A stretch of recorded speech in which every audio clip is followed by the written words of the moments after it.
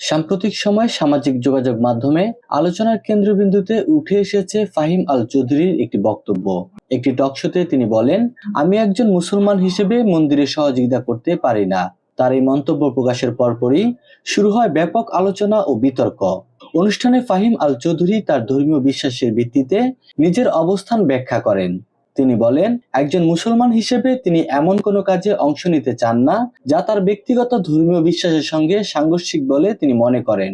বক্তব্যটি সামাজিক যোগাযোগ মাধ্যমে দ্রুতই ছড়িয়ে পড়ে এবং বিভিন্ন মহলে মিশ্র প্রতিক্রিয়ার জন্ম দেয়। একদিকে কেউ কেউ মনে করছেন এটি তার ব্যক্তিগত ধর্মীয় মতামত প্রকাশের অধিকার। তাদের মতে প্রত্যেক নাগরিকের নিজস্ব ধর্মীয় বিশ্বাস অনুযায়ী মত প্রকাশের স্বাধীনতা রয়েছে। অন্যদিকে সমালোচকদের একটি অংশ বলছেন, বাংলাদেশ একটি বহুধর্মীয় ও সাম্প্রদায়িক সম্প্রীতির দেশ, তাই এ ধরনের বক্তব্য নিয়ে আরো সতর্ক ও সংবেদনশীলতা প্রয়োজন। বক্তব্যটি প্রকাশের পর ফেসবুক সহ বিভিন্ন সামাজিক যোগাযোগ মাধ্যমে পক্ষে বিপক্ষে অসংখ্য মন্তব্য দেখা যায়। কেউ ধর্মীয় দৃষ্টিকোণ থেকে ফাহিমের বক্তব্যকে সমর্থন করছেন, আবার কেউ সম্প্রীতি ও সহাবস্থানের প্রশ্ন তুলে ভিন্নমত প্রকাশ করেছেন। বিশ্লেষকরা বলছেন, ধর্ম, ব্যক্তিগত বিশ্বাস এবং সামাজিক সহাবস্থান এই তিনটি বিষয়কে ঘিরে বাংলাদেশের সমাজে দীর্ঘদিন ধরেই আলোচনা রয়েছে।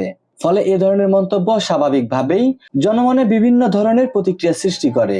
সবশেষ বলা যায়, ফাহিম আল চৌধুরীর এই বক্তব্য নতুন করে ধর্মীয় বিশ্বাস, মত প্রকাশের স্বাধীনতা এবং সামাজিক সম্প্রীতির প্রশ্নকে আলোচনায় নিয়ে এসেছে।